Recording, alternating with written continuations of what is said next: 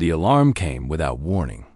Thorol stood at the center of the command deck, his forearms folded behind his back as he watched the stars through the massive viewing window.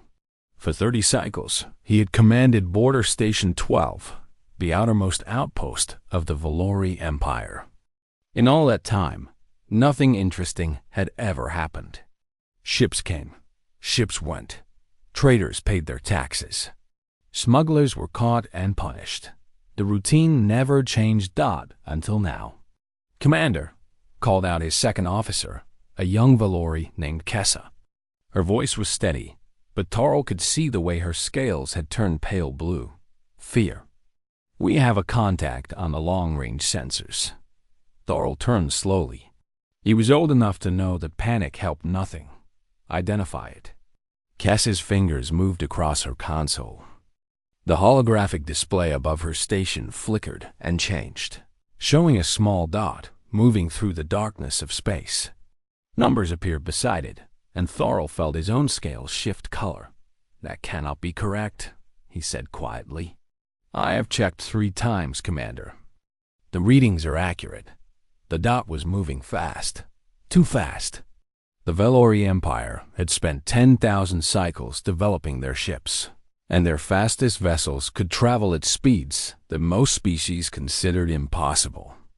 But this unknown contact was moving at nearly twice that speed. "Origin?" Thorol asked. "Unknown, Commander. The vessel came from beyond the outer rim, from the dead zones." The dead zones. That was what the Empire called the vast stretches of space that had never been explored. The Valori had mapped most of the known galaxy, cataloged over 800 intelligent species, and conquered half of them. But the dead zones remained empty on their charts. No one went there. No one came from their until now. Ship design? Kessa shook her head. Her scales were almost white now. "It matches nothing in our database, Commander. Nothing at all. The computer cannot even guess what species built it." Thorol walked slowly to her station and looked at the display himself. The ship was small, barely larger than a patrol vessel. Its shape was strange, all smooth curves and sharp angles that made no sense to his eyes. There were no weapons visible on its hull, but that meant nothing. The most dangerous ships often hid their teeth. "Have they responded to our automated greeting signal?" "No, Commander. They have not responded to anything." Thorol felt something cold move through his chest. In 30 cycles, he had dealt with pirates, rebels, and hostile species. He had fought in 3 wars and survived 2 assassination attempts. But he had never felt afraid like this. A ship from nowhere. A design that existed in no database. A speed that should not be possible. "Send a direct hail," he ordered. "All frequencies. All languages and our translation matrix." Kessa obeyed. The station's powerful communication array sent out a message in over 300 languages, asking the unknown vessel to identify itself and state its purpose. The message repeated every 30 seconds. There was no reply. The minutes passed slowly. Thorol watched the dot on the display grow closer and closer to the station. Around him, his crew worked in tense silence. He could smell their fear, a sharp chemical scent that filled the air. "Commander," Kessa said suddenly. "The vessel is changing course." Thorol leaned forward. "Where is it going?" "It is coming directly toward us." The cold feeling in Thorol's chest grew stronger. He had 2 choices now. He could treat this as a hostile approach and activate the station's weapons. Or he could wait and see what happened. He chose to wait. He was old, but he was not a fool. Starting a fight with an unknown enemy was the fastest way to lose a war. "All hands to battle stations," he ordered calmly. "Power weapons, but do not fire. Raise shields to maximum, and keep sending that hail." The station came alive around him. Officers ran to their positions. The lights dimmed as power was redirected to defensive systems. The great plasma cannons that lined the station's hull hummed with energy, ready to fire at his command. And still the unknown ship came closer. "Visual range in 2 minutes," Kessa reported. Thorol nodded. He walked back to the viewing window and waited. His heart beat fast in his chest, but his face showed nothing. A commander could not show fear. Not ever. The stars outside were cold and distant. Somewhere out there, the Velori homeworld orbited a yellow sun. The Emperor sat on his throne, surrounded by advisors and generals who had never seen real danger. They made decisions about war and peace from the comfort of their palaces. But it was soldiers like Thorol who faced the consequences. 1 minute to visual range. Thorol clasped his 4 hands together. He thought about his family back home. His wife, who had gray scales now and moved slowly in the mornings. His children, both grown and serving the Empire in their own ways. His grandchildren, who he had not seen in 3 cycles, would he see them again? 30 seconds. The crew was completely silent now. Every eye was fixed on the viewing window. Every breath was held. 10 seconds. Thorol saw it first. A small shape, against the blackness of space, moving with a grace that seemed almost organic. It was silver and white, with blue lights running along its sides. It was beautiful in a strange way. Beautiful and terrifying. The ship slowed. It stopped moving just outside weapons range, as if it knew exactly how far the station's cannons could reach. For a long moment, nothing happened. Then the communication console lit up. "Commander," Kessa whispered. "We are receiving a transmission." Thorol turned. "Let us hear it." The speakers crackled, and then a voice spoke. It was strange, unlike any voice Thorol had ever heard. The translation matrix worked quickly, converting the alien sounds into words he could understand. "This is Captain Kanjay of the exploration vessel Horizon. We come in peace. Please do not shoot us." The message was simple, almost childlike in its directness. But it was the last part that made Thorol's blood turn cold. "We are humans. We are from a planet called Earth. We would like to talk." Humans. Earth. Thorol searched his memory. He had studied the database of known species many times. He knew the names of 800 races, their homeworlds, their histories, their weaknesses. He had never heard of humans. He had never heard of Earth, an unknown species, from an unknown world, with technology that surpassed the Empire's. Thorol looked at the small ship floating in the darkness, and for the first time in 30 cycles, he did not know what to do. "Commander?" Kessa asked quietly. "What are your orders?" Thorol was silent for a long moment. Then he straightened his back and made his decision. "Open a channel," he said. "Let us talk to these humans." The crew obeyed. The channel opened, and Thorol stepped forward to face the unknown. He did not know it then, but this moment would change everything. The Empire would never be the same.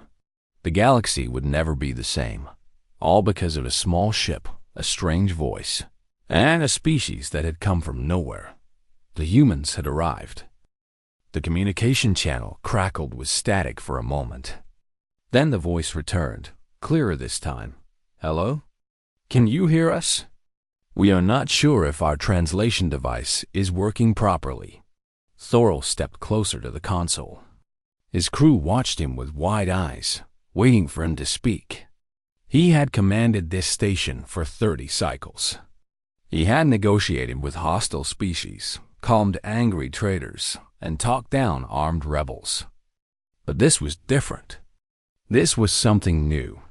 "I can hear you," Thorol said slowly. "I am Commander Thorol of Border Station 12, representing the Velori Empire. You are in our space." There was a pause. Thorol could hear muffled voices in the background, as if the humans were discussing something among themselves. Then the voice returned. "We apologize for entering without permission. We did not know this space belonged to anyone. Our sensors showed no settlements or stations until we were already inside your territory." Thorol frowned. That was impossible. The Empire's border beacons sent out signals that could be detected from 10 light years away. Any ship with basic sensors should have seen them. Your sensors could not detect our beacons? We detected them, but we did not understand what they were. The signals were in a format we have never seen before. Tessa looked up from her station. Commander, they are telling the truth. Their ship systems do not match any known technology. Their sensors might work differently than ours. Thorol nodded slowly. Every species developed technology in its own way. The Valori used quantum-based systems. The Kreth used organic computers. The Mora used crystalline matrices. Perhaps these humans use something else entirely. You said you come from a planet called Earth, Thorol said. I have searched our database. There is no record of this world. That is correct. The human voice sounded calm, almost friendly. Earth is far from here. Very far. We are the first humans to travel this deep into the galaxy. How is that possible? Our empire has mapped most of the known galaxy. We have cataloged over 800 species. How could we have missed an entire civilization? There was another pause.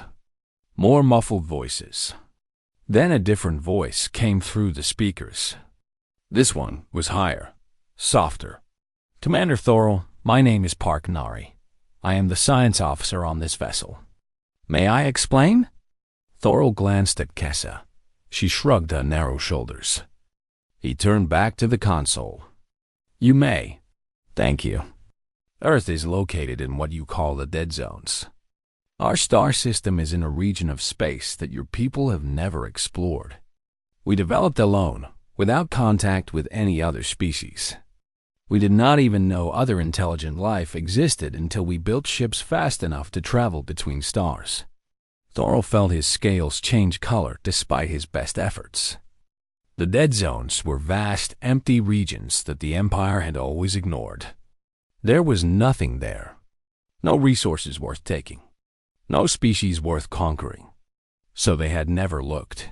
And all that time, an entire civilization had been growing in the darkness. How long have your people been traveling among the stars? He asked. About 200 of our years. We call it 2 centuries. 200 years. That was nothing. The Valori had been traveling among the stars for 10,000 cycles. They had built an empire that spanned half the galaxy. And yet this young species had somehow developed technology that the Empire could not match. Your ship, Thorol said carefully. It moves faster than any vessel in our records.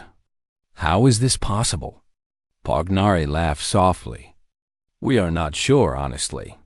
Our scientists are still trying to understand it fully. We discovered a new way to fold space about 50 years ago. Since then, we have been improving the technology.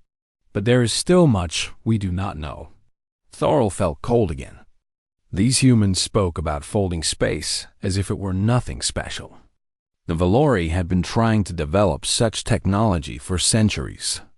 They had failed every time. Commander, Kessa said quietly, the High Council needs to know about this. I am aware, Thorol replied. He looked at the small silver ship floating in the darkness. 6 crew members. 1 tiny vessel.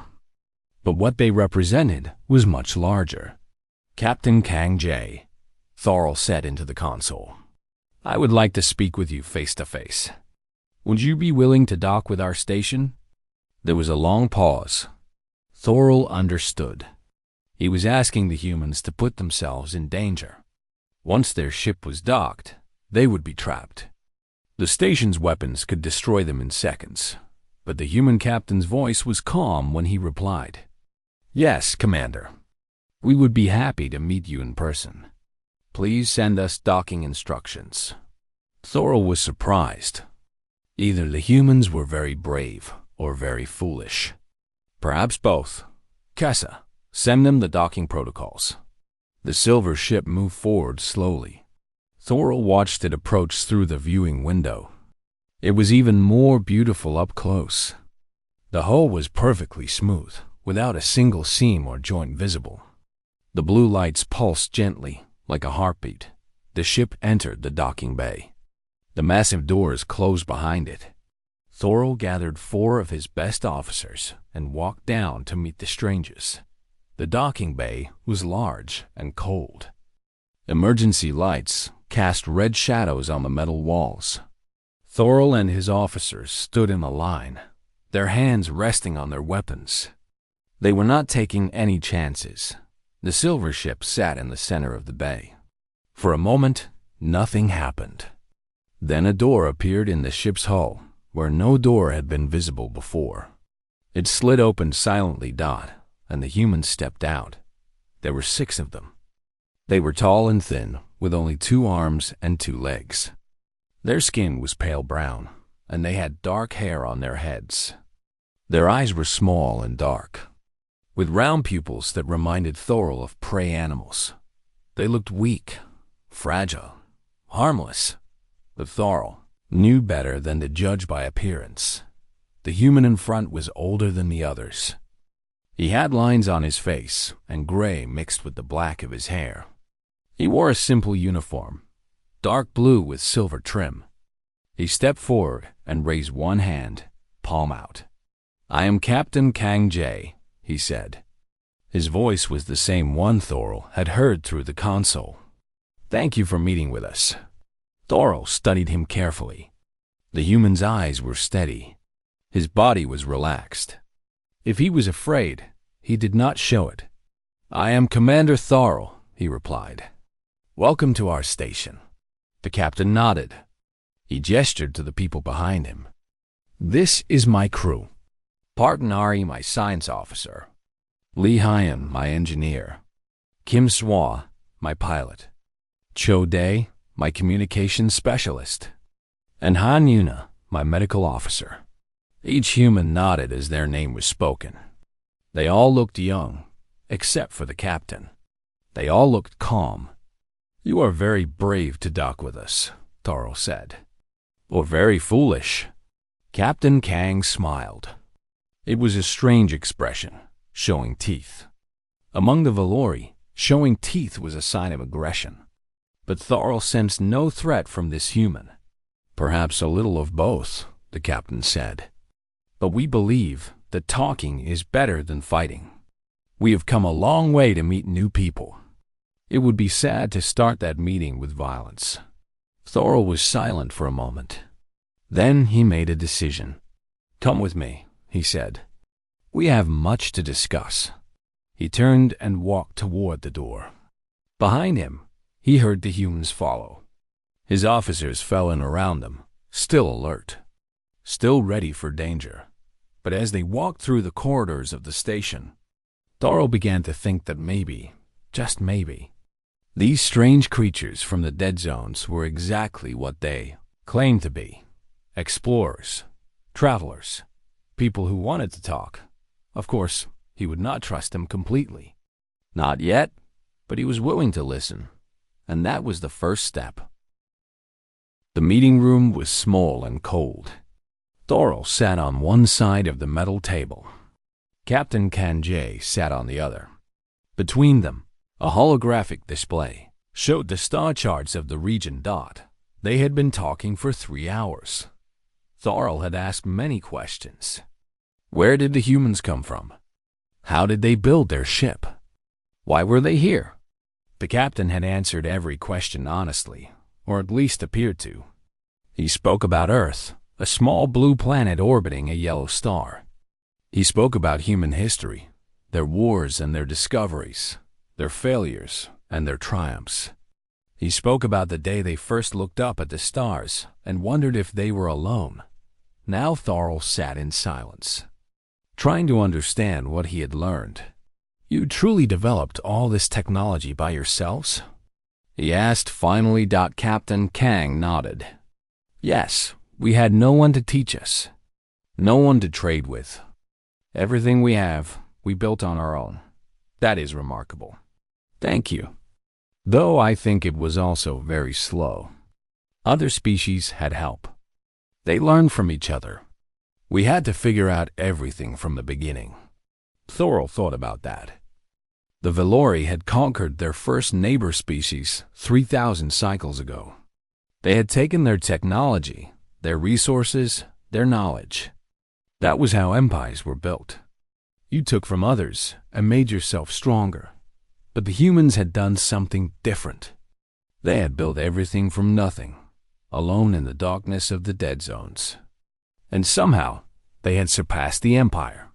"I would like to see your ship," Thorol said. The captain raised his eyebrows. "Our ship?" "Yes, from the inside. I want to understand how you travel so fast." Captain Kang looked at him for a long moment. Thorol could not read his expression. Human faces were strange, with all their small movements and subtle changes. He did not know what they meant. "All right," the captain said finally. "I will show you." They walked back to the docking bay together. The silver ship sat where they had left it, beautiful and mysterious. The captain touched the hull, and a door appeared again, sliding open without a sound. "Please," he said. "Come inside." Thorol stepped through the door, and then he stopped, unable to move. The inside of the ship was impossible. From the outside, the vessel was small. Perhaps 50 meters long, no larger than a patrol craft. But the inside was vast. The corridor stretched ahead of him for at least 200 meters. There were doors on both sides, leading to rooms that should not exist. How is this possible? Thorol whispered. Lehian, the young engineer, stepped up beside them. He had a friendly face and quick eyes. "Space folding?" he said simply. "The same technology that lets us travel fast also lets us fold the space inside the ship. The interior is about 20 times larger than the exterior." Thorol felt dizzy. The Valori had theorized about such technology. Their greatest scientists had said it was impossible. And yet here it was, built by a species that had been traveling among the stars for only 200 years. "Come," Captain Kang said. "I will show you the engine room." They walked through the ship. Thorol saw living quarters with comfortable beds and growing plants. He saw a medical bay with equipment he did not recognize. He saw a recreation room where 2 crew members were playing some kind of game with a ball. Everything was clean and bright. The air smelled fresh. It felt more like a home than a ship. Finally, they reached the engine room. It was the largest space Thorol had seen so far. In the center, a column of blue light rose from the floor to the ceiling. It pulsed slowly, like a heartbeat. "This is our drive core," Lehian said. He sounded proud, like a parent talking about a child. "It creates a fold in space-time around the ship. Instead of traveling through space, we fold space around us. That is why we can move so fast." Thorol stared at the blue light. It was beautiful. It was terrifying. "How did you discover this technology?" Lehian scratched his head. "It was an accident, actually. About 50 years ago, one of our scientists was experimenting with gravity fields. Something went wrong, and his entire laboratory disappeared. It took us 3 years to find it again. It had been folded into a pocket of space-time. An accident? Yes, most of our best discoveries happen by accident. We try things, we fail, and sometimes we fail in interesting ways. That is how humans learn." Thorol did not know what to say. The Valori learned through conquest and theft. They took what others had built. But the humans learned through failure. Through trying and falling and trying again. It was a completely different way of thinking. "Commander," Parknari said. She had followed them into the engine room. "I know what you are thinking. You are wondering if we are dangerous." Thorol looked at her. "Yes, I am." "That is fair. If I were you, I would wonder the same thing." She walked closer to the blue column of light. Her face was lit by its glow. "But I want you to understand something. We did not come here to conquer. We did not come here to fight. We came here because we were lonely. Lonely? Yes. For 200 years, we have been searching the stars, looking for someone else. Anyone else. We wanted to know if we were alone in the universe. She turned to face him. Her eyes were bright. And now we have found you. We have found the Valori Empire and all its people. We have found proof that we are not alone. That is all we wanted.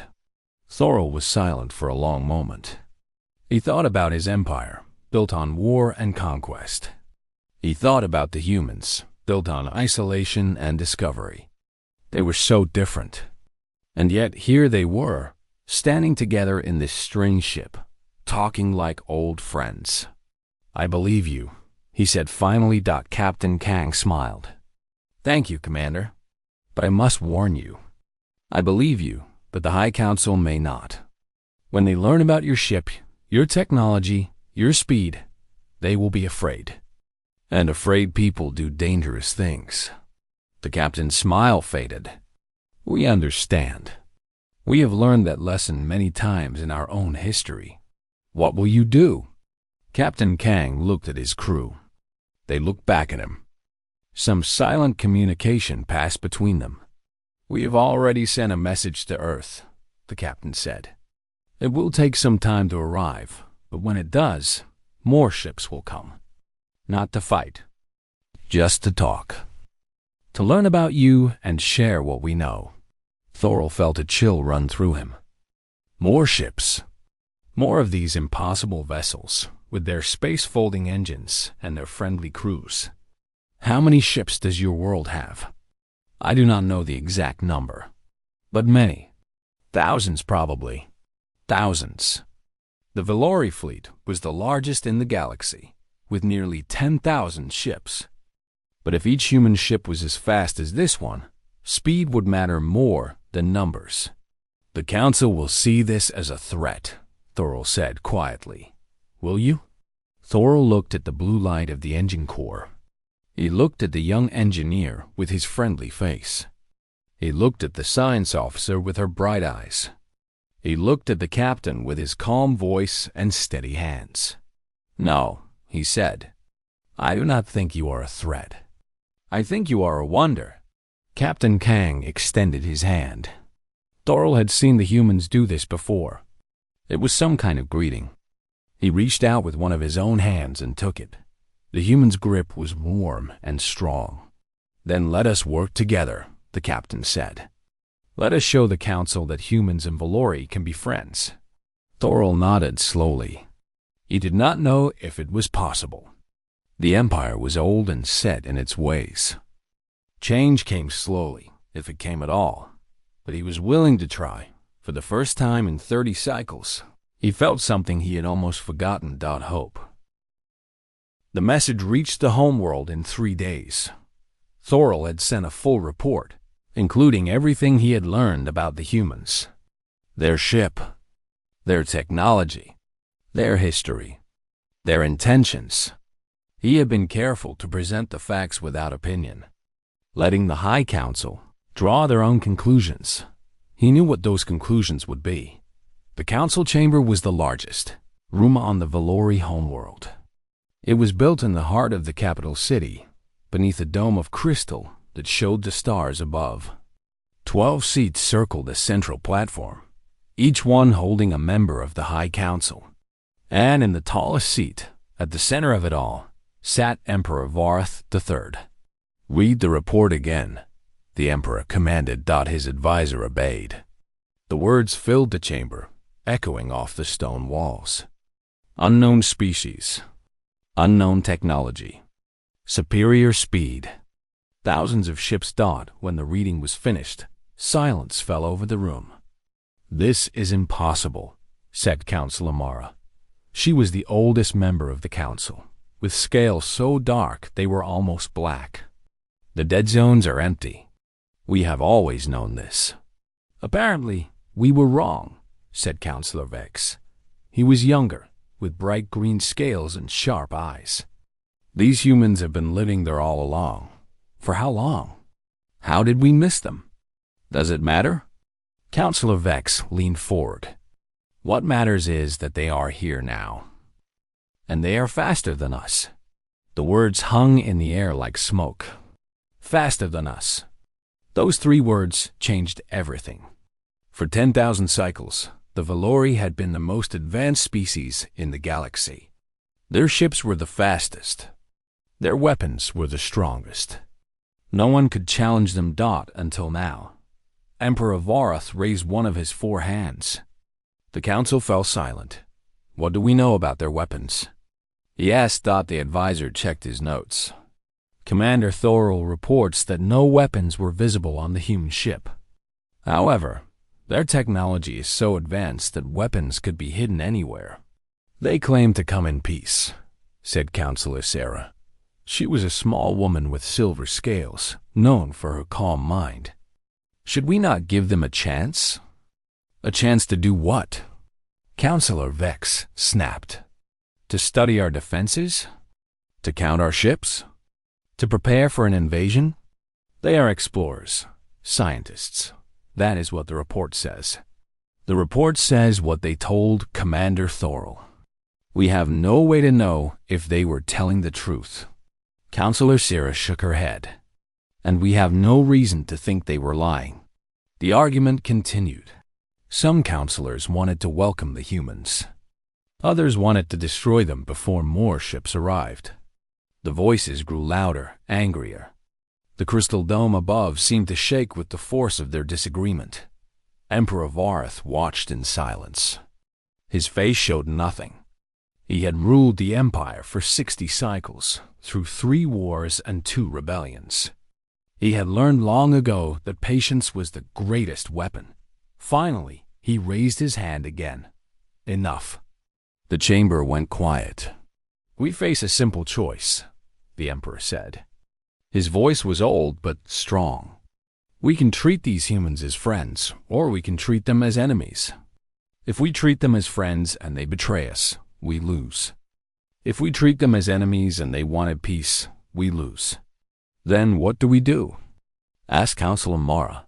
The Emperor was silent for a long moment. Then he spoke. We prepare for war, but we do not start one. He stood from his throne and walked to the center of the platform. The stars above seemed to spin around him. Send our fastest ships to Border Station 12. Increase patrols along the edge of the dead zones. Activate all defense platforms. Ready our weapons. He paused. But do not fire unless fired upon. Do not attack unless attacked. We will show strength, but we will not show fear. Counselor Vex stood. And if more human ships arrive? Then we talk to them. We learn what they want. We find out if they are truly friends or secret enemies. The Emperor's eyes were hard. The Valori Empire has survived for 10,000 cycles. We did not survive by being foolish, but we also did not survive by being cowards. We face this new species with open eyes and ready weapons. That is our way. The council bowed their heads in agreement. The decision was made far away, at Border Station 12. Thorol received the news. He was standing on the command deck when the message arrived. Captain Kanjay stood beside him. They had been talking for hours, sharing stories about their peoples, their histories, their hopes. The council has responded, Kessa reported. Her voice was tight. Thorol read the message. His heart sank. What does it say? Captain Kang asked. Thorol was silent for a moment. Then he handed the message to the human captain. Captain Kang read it slowly. His face did not change. But Thorol could see something shift in his eyes. Understanding, sadness, perhaps fear. They are preparing for war, the captain said quietly. They are preparing for the possibility of war. It is not the same thing. No, but it is close. Thorol turned to look out the viewing window. The stars were cold and distant. Somewhere out there, Valori ships were already moving toward the border. Weapons were being charged. Soldiers were being woken from sleep. "I am sorry," he said. "I hoped for a different response." Captain Kang put a hand on his shoulder. It was a strange gesture, but Thorol found it comforting. "Do not apologize. Your council is doing what they think is right, protecting their people. We would do the same. Would you?" "Yes, we have done it many times in our history. Humans are not strangers to fear. Or to war." The captain's voice was sad. "But we have also learned that fear does not have to lead to war. Sometimes it leads to understanding." Thorol looked at him. "How?" "By talking. By listening. By showing that we are not a threat." Captain Kang smiled, but it was a small smile without joy. "Our message has already been sent to Earth. More ships will come. When they arrive, we will not fight. We will simply be here. We will talk to anyone who wants to talk. We will share what we know with anyone who wants to learn. And slowly, over time, your people will see that we mean what we say. That could take years, decades. Yes, it could. But we are patient. Humans have always been patient." Thorol thought about his empire. 10,000 cycles of conquest and war.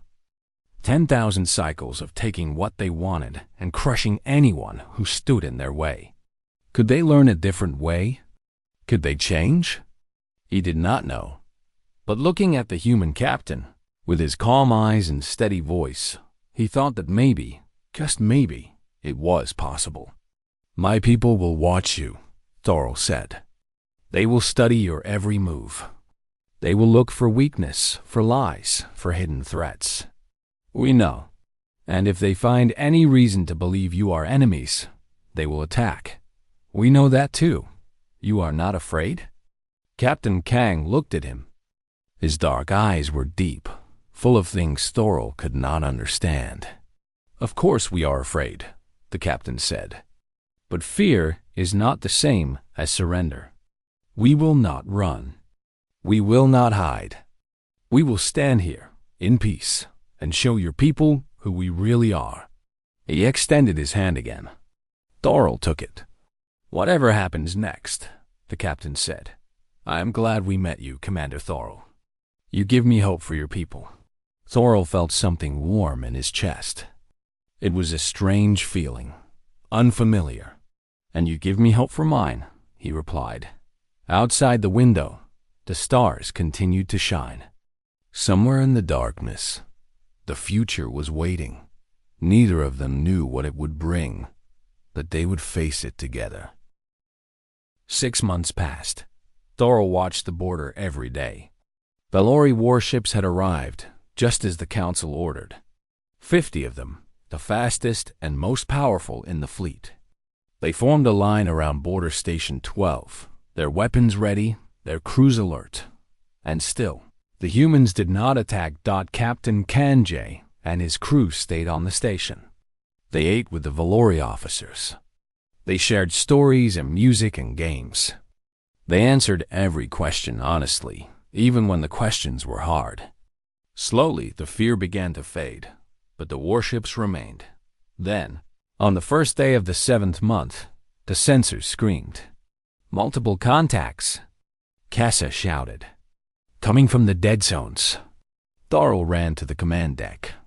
The holographic display showed dozens of dots, all moving at impossible speeds. His heart pounded in his chest. "How many?" "I count 32 vessels, Commander. All human design. 32 ships. The Valori had 50 warships waiting. The numbers were in their favor. But if the human ships were as fast as Captain Kang's vessel, numbers would not matter." "Battle stations," Thorol ordered.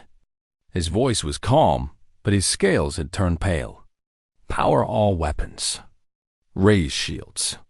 The station came alive with activity. Officers ran to their posts. The warships outside shifted into attack formation. For a moment, the galaxy held its breath. Captain Kang appeared at Thorol's side. He looked tired. He had not slept well since the message from his homeworld arrived. "Commander," he said, "please, do not fire. If your ships attack, we will defend ourselves. They will not attack. I promise you." Thorol looked at him. The human's face was open, honest. There was no fear in his eyes, only hope. "How can you be sure?" "Because I know my people. We did not come here for war. We came for something else." The human ships slowed as they approached the border. They did not spread out into attack formation. Instead, they gathered together, moving in a single group. The largest ship, a beautiful vessel twice the size of Captain Kang's Horizon, moved to the front. "We are receiving a transmission," Kessa reported. "Let me hear it." The speakers crackled. A new voice filled the command deck. It was a woman's voice, strong and warm. "This is Admiral Yoon Hana of the United Earth Fleet. We come in peace. We carry no weapons. We bring only gifts and the hope of friendship. Please, do not be afraid." Thorol stared at the display. No weapons? That was impossible. No fleet traveled without weapons. It was suicide. "Scan those ships," he ordered. Kessa worked at her console. Her eyes went wide. "Commander, she is telling the truth. I detect no weapon systems on any of the human vessels. They are completely unarmed." The command deck went silent. 50 Valori warships, armed and ready for battle.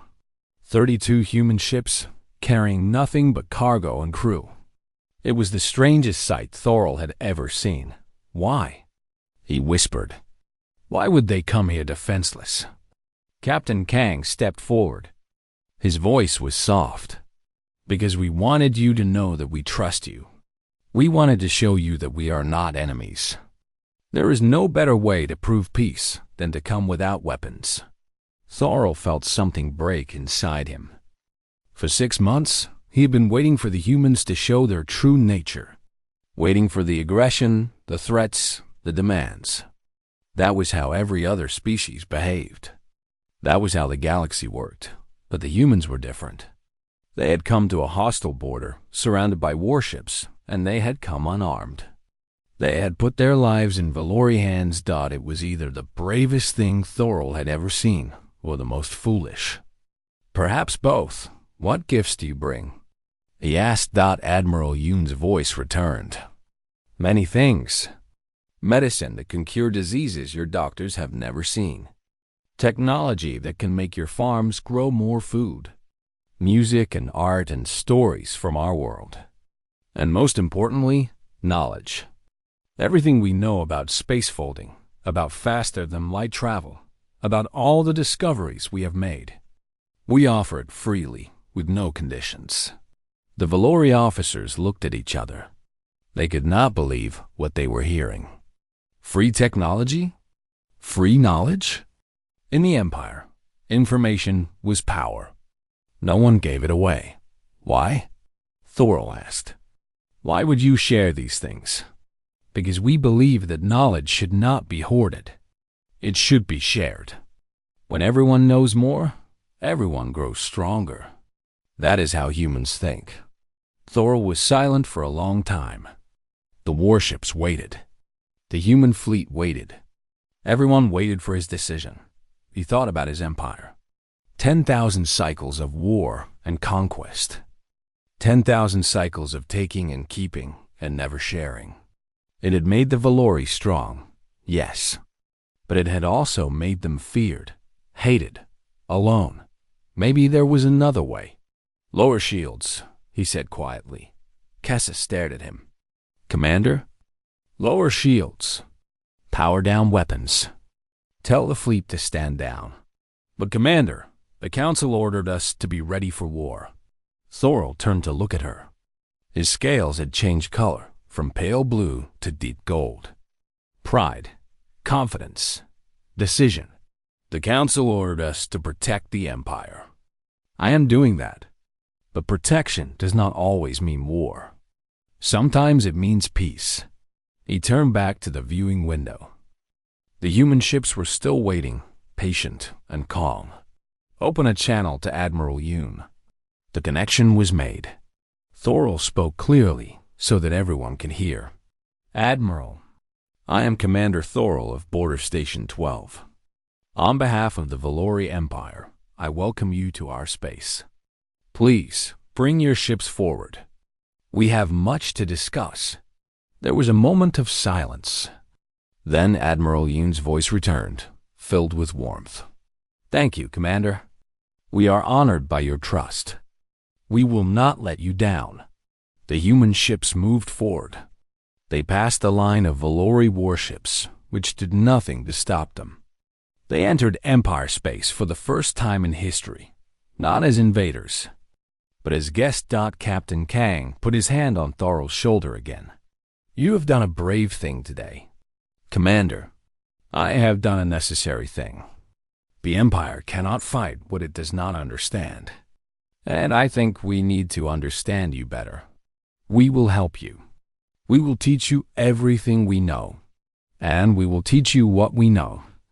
Perhaps together, we can build something new." The captain smiled.